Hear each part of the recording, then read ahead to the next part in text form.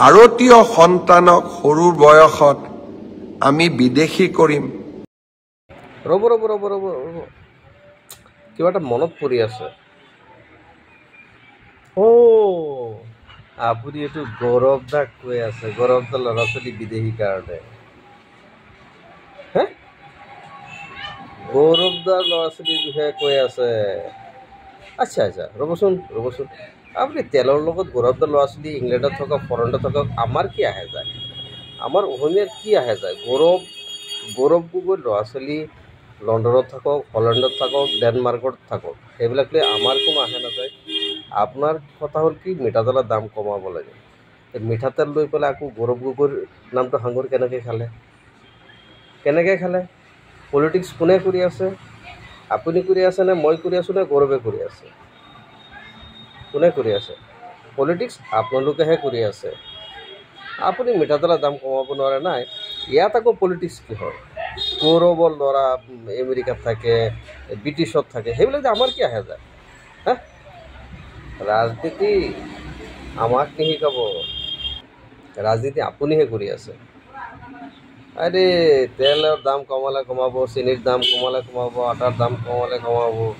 ইয়াত গৌৰৱৰ ল'ৰা বিদেশী আছে, কোনোবা ল'ৰা আমেৰিকাত আছে, লণ্ডনত আছে, সেইবিলাক যে কোনো আহে নাযায়। থওক এইবিলাক আপোনাৰ এইবিলাক থক মজা লাগে নাই থক। লগতে আমি মিঠাতেল বেয়া, ছানফ্লাৱাৰ আৰু অলিভ অইল খাম, তেনেকুৱা ৰাজনীতি মই নকৰোঁ। বুজিছে? গৌৰৱ গগৈয়ে ছানফ্লাৱাৰ খায়, কি খায় খাব দিয়ক। আমাৰ কথা হ'ল আপুনি তেলৰ দাম যদি কমাব নোৱাৰে, ইয়াত দোষী বেলেগক দি লাভ নাই, বেলেগক দোষী সজাই লাভ নাই। বুজিছে? বাৰে বাৰে প্ৰতিশ্ৰুতি কিহৰ প্ৰতিশ্ৰুতি আপুনি দি আছে অসমৰ ৰাইজক? লুটি খাই আছে, পইচা 1 টকাও নাই। 17 কোটি টকাৰ ওপৰত গুগলে কৈ আছে আপোনাৰ সম্পত্তি আছে, কথা ক'বলৈ আহিছে। এইবাৰ গেছ চিলিণ্ডাৰৰ দাম 250 টকা কমাম। কম দামত দালি দিম, নিমখ দিম, চেনি দিম, আৰু অহাবাৰ নিৰ্বাচনত জিকিলে কম দামত মিঠাতেলো দিম।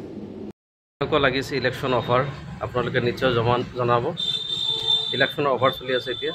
দাইল, তেল, চাউল এইবিলাকে দাম কমাই দিব ইলেকশ্যনৰ আগে 15 দিন 20 দিন আপোনালোকে খাব পাৰিব কম ৰেটত। তাৰপিছত আপোনালোকে জানে বাহ কোনফালে দিব। তো অফাৰ পাইছোঁ যেতিয়া এতিয়া আমি কি চিন্তা কৰোঁ দেখা যাওক, সময় আহক।